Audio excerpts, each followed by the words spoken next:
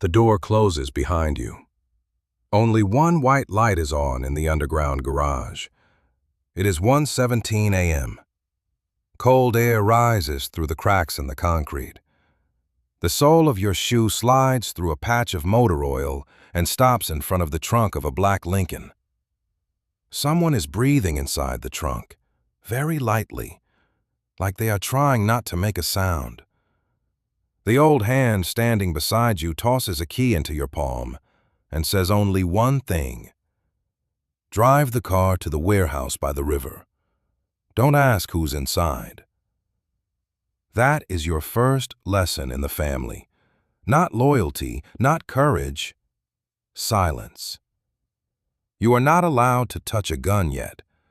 You have no official title, no cut, no name. Everyone calls you Kid. You deliver messages, watch corners, drive cars, carry cash, throw away phones. Every Wednesday at 8:40 p.m., you go through the back door of the butcher shop and pick up an unmarked paper bag. Inside is $20,000 in cash, split into 20 bundles, 1,000 each. If you deliver it to the wrong address even once, people look at you for a very long time. Long enough for you to understand how close you are to disappearing. The rule at this level is simple. Be on time, be quiet. Don't stand out. The first time you truly understand what the family is, it is not in the restaurant back room, not at a funeral, and not beside the men in tailored suits and gold watches. It is at dawn, when you throw a flip phone with the battery removed into the harbor water, then turn back and see your reflection.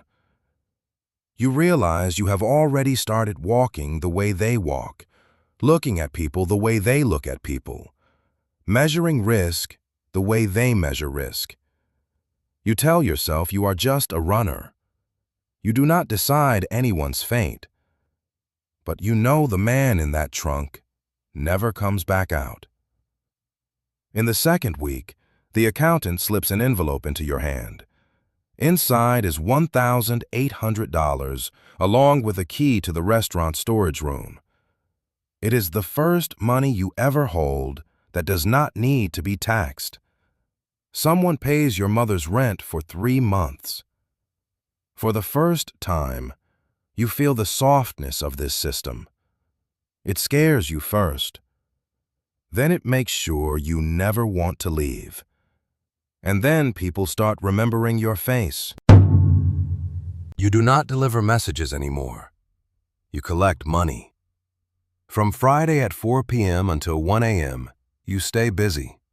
You go to bars, car washes, underground card rooms, small construction firms, 2 adult clubs, and a warehouse with a seafood wholesale sign hanging in front.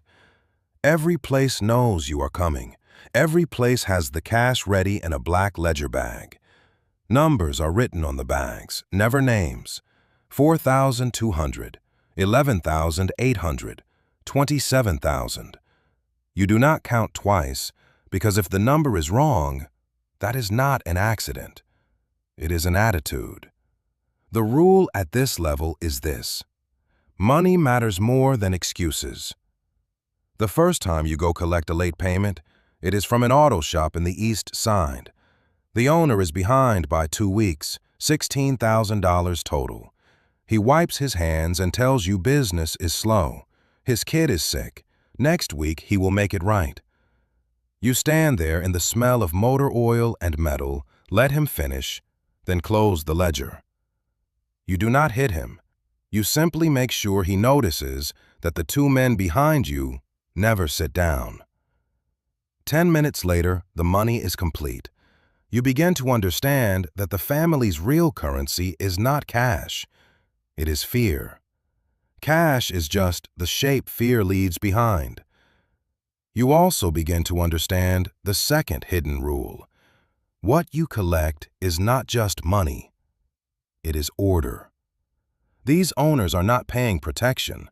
They are buying the right to still open their doors tomorrow. If they pay on time, they are inside the line. If they stall, they are testing the edge. And once the edge is tested, blood has to answer. You make $3,500 a week now, plus a permanent table on the second floor of the restaurant. You sit by the window. The waiter brings you a drink before he asks anyone else what they want. Your name starts carrying weight. When you walk into a room, the volume drops by itself. At this point, you still think you are in control.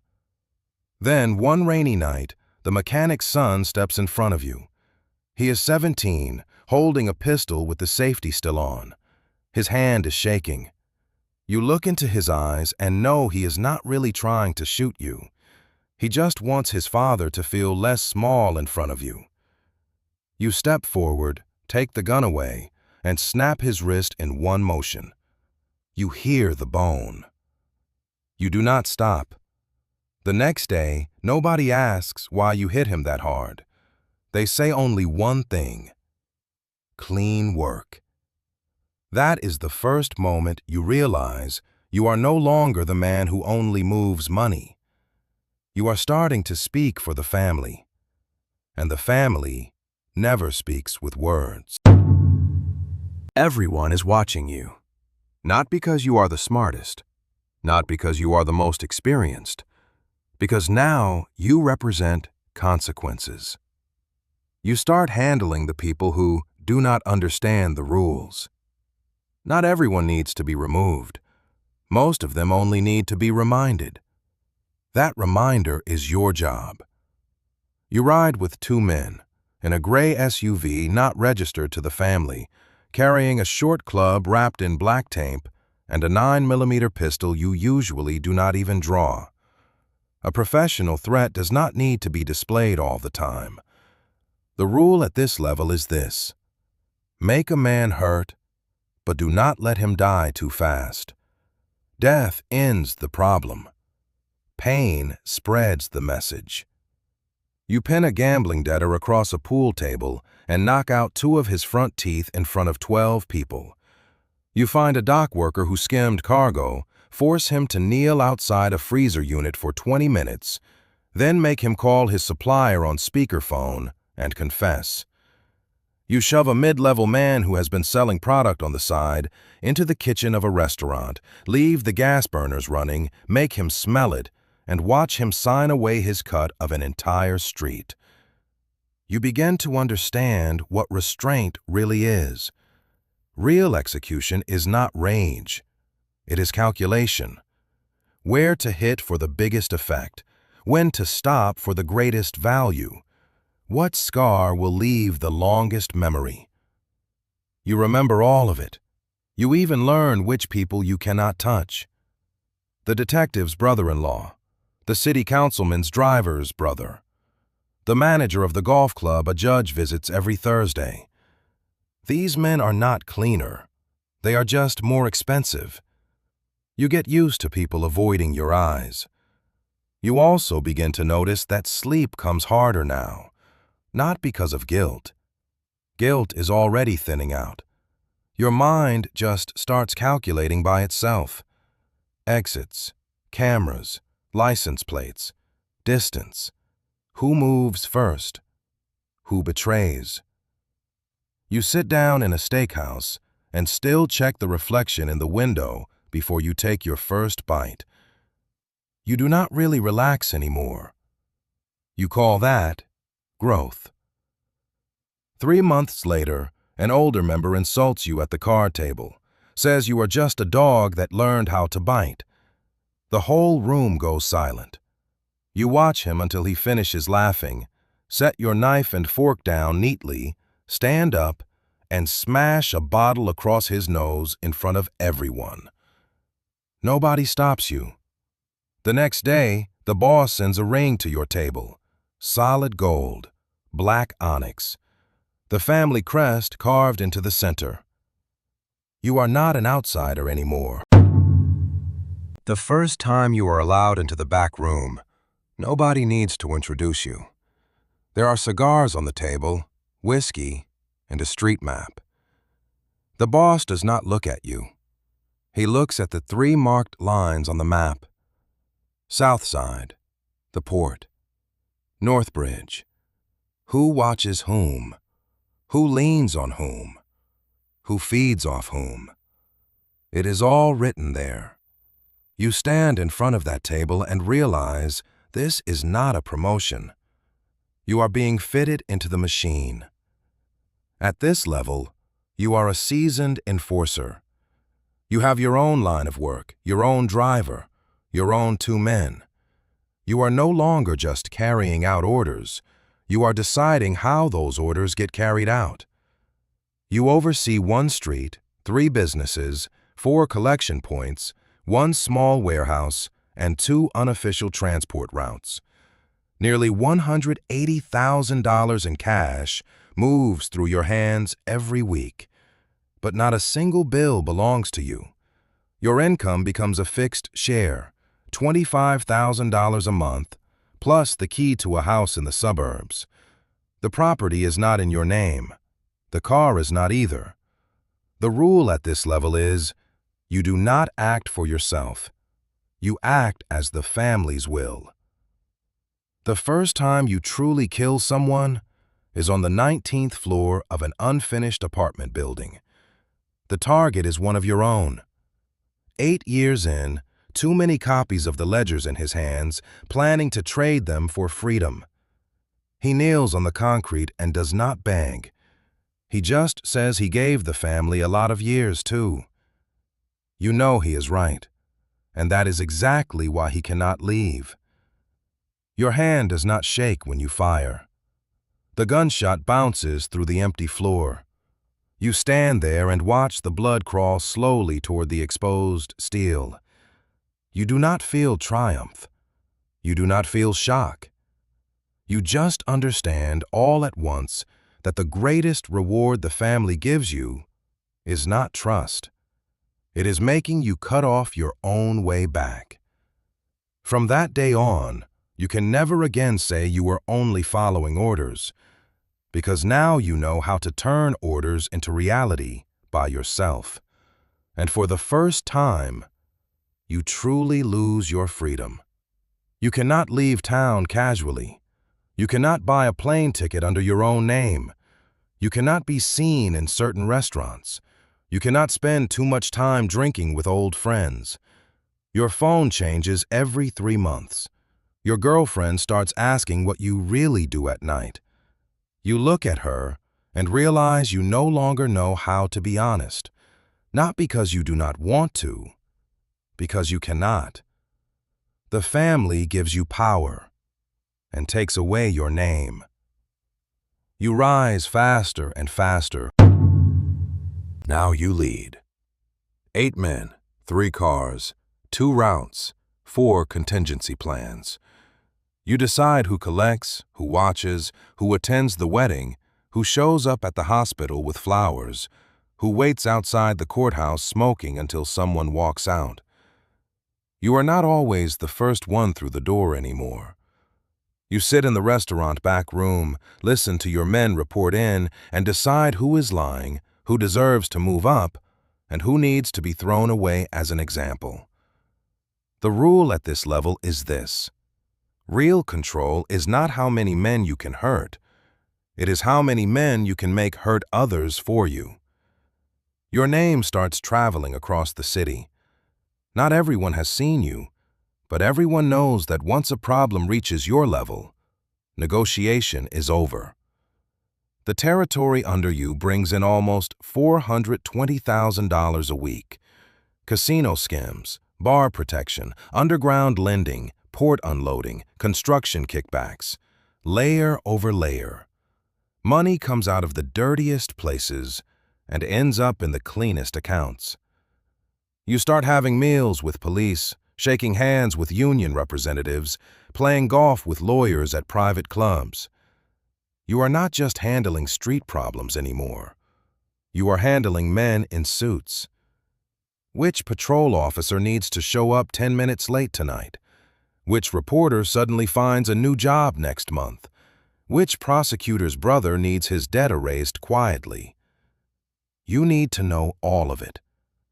You also learn the most dangerous thing of all, trusting your own judgment. You promote a young guy, 26, quick hands, tight mouth, the same hunger in his eyes you used to have. He handles 3 clean jobs for you, 1 collection, 1 transfer, 1 intimidation run against a rival family. You think he has a future. You let him touch your backup phone. 2 weeks later, one of your warehouses gets hit. You lose $600,000 in cash and 14 crates of product. It takes you 3 days to find the leak. It is him. You do not hand him upstairs. You deal with him yourself. At 5:12 in the morning, behind an abandoned bowling alley, you make him kneel and tell you every reason. His girlfriend is pregnant. He wanted money to get away. Every traitor gives you a reason that sounds human. You let him finish, then say only one sentence. You could have lived very far from here. Then you pull the trigger. After that day, you stop promoting men who remind you of yourself. You promote men who are useful to the structure. That is when you understand one of the prices of climbing higher. You can no longer afford to treat anyone like your own. You are no longer just a crew chief. You become the family's hand. The boss rarely sees people directly now. The ones he does see usually come through you first. You sit in the room outside his office with nothing on your desk except a silver pen, a ledger with no cover, and a red phone. Who gets to walk through the door? Who waits outside for 3 hours? And who never had the right to come at all? That is your call. You decide who moves up, who dies, and who disappears so completely it feels like they were never here. The rule at this level is this: violence is only the final language. Real power is getting other people to reach the result for you. You start touching votes, unions, dock licenses, garbage contracts, and city redevelopment projects. One dinner can win an $8 million bid for a construction firm. One phone call can move a detective out of the most important district. You do not need to knock on doors anymore. Your name goes in first. But the danger rises with it.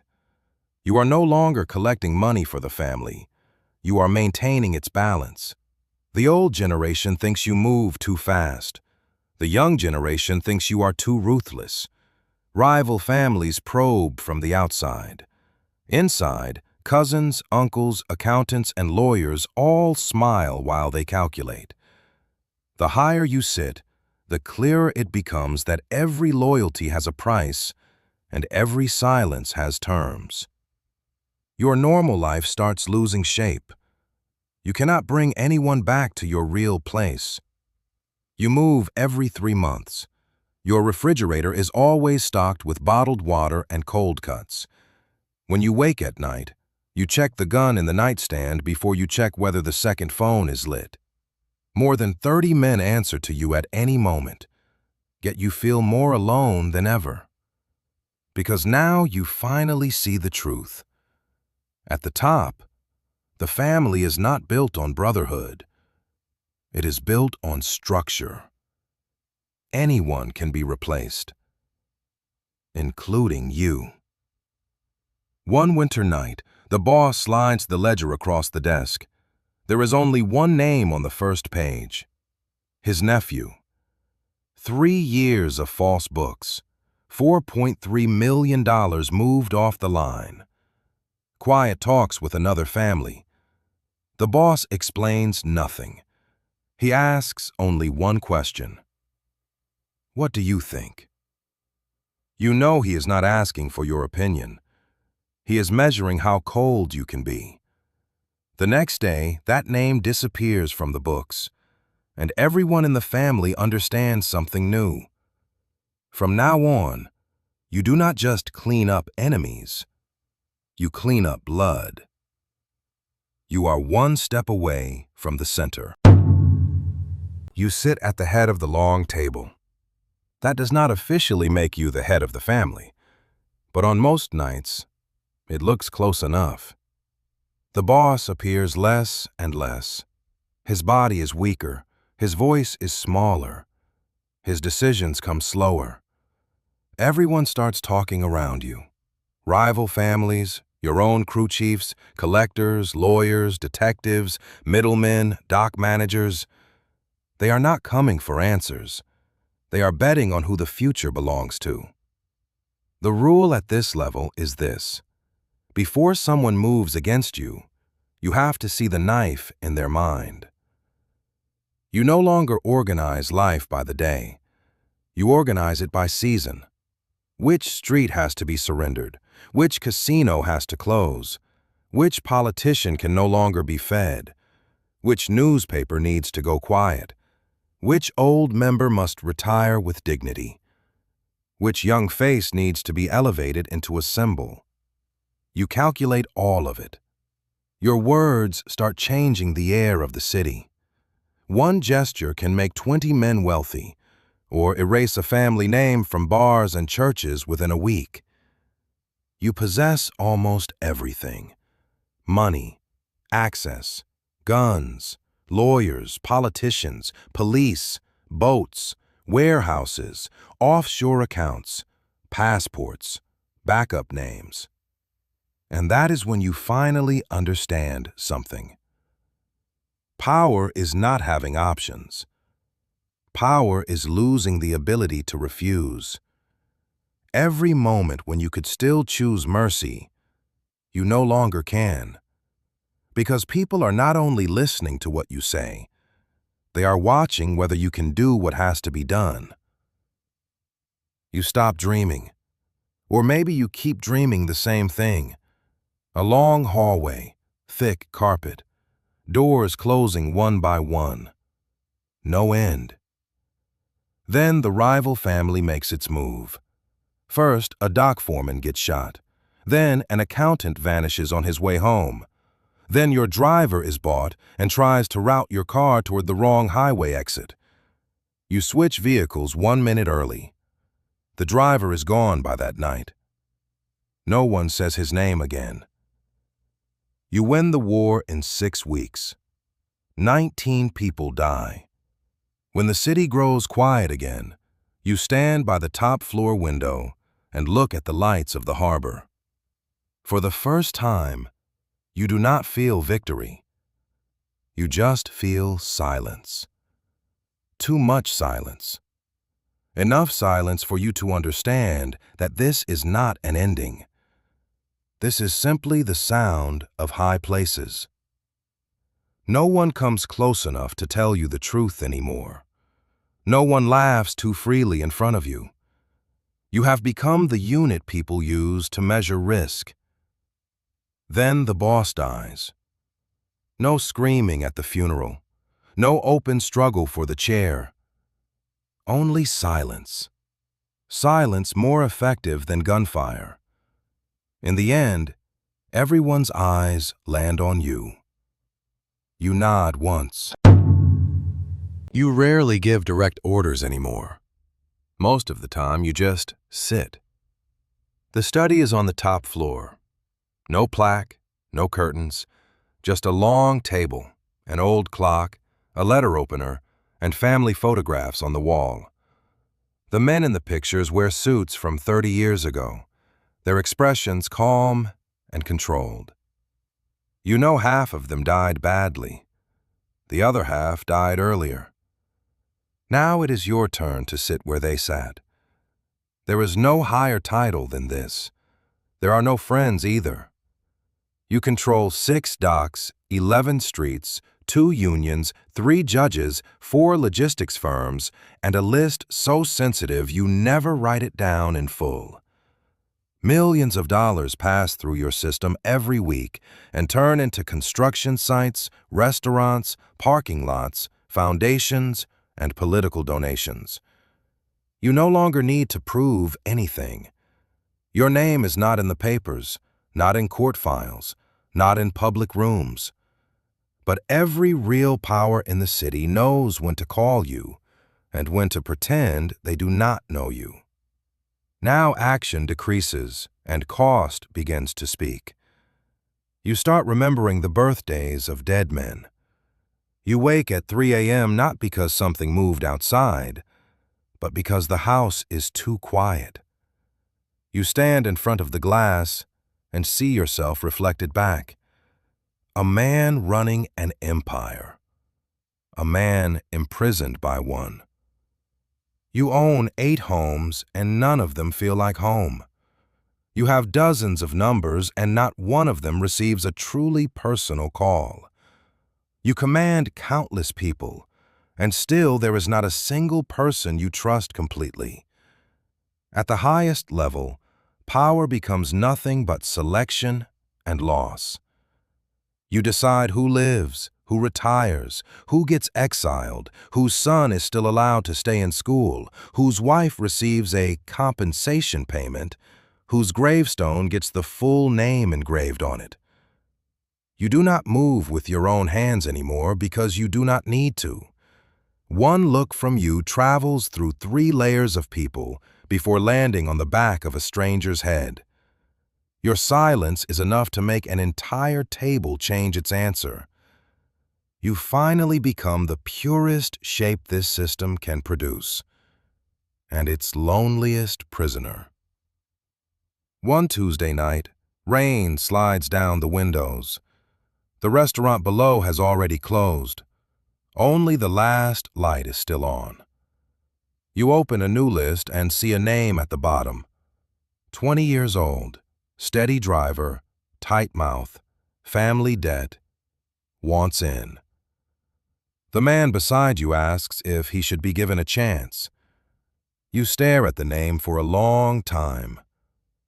Then you nod. At 1:17 a.m., only one white light is on in the underground garage. A young man stands beside a black Lincoln, sweat in his palms, trying very hard not to look nervous. Someone tosses him a key and tells him to drive the car to the warehouse by the river. Don't ask who's inside. He thinks he is just a runner. You know he is not. You know that once that door closes behind him, his name will start getting lighter and lighter until all that remains is position, duty, orders, and silence. You know he will learn to keep quiet first, then learn to collect, then learn to make people afraid, then learn to use loyalty as an excuse. You know that one day he will stand at the top too, and discover that control is an illusion, that power is only a more expensive kind of cage. But the engine is already running.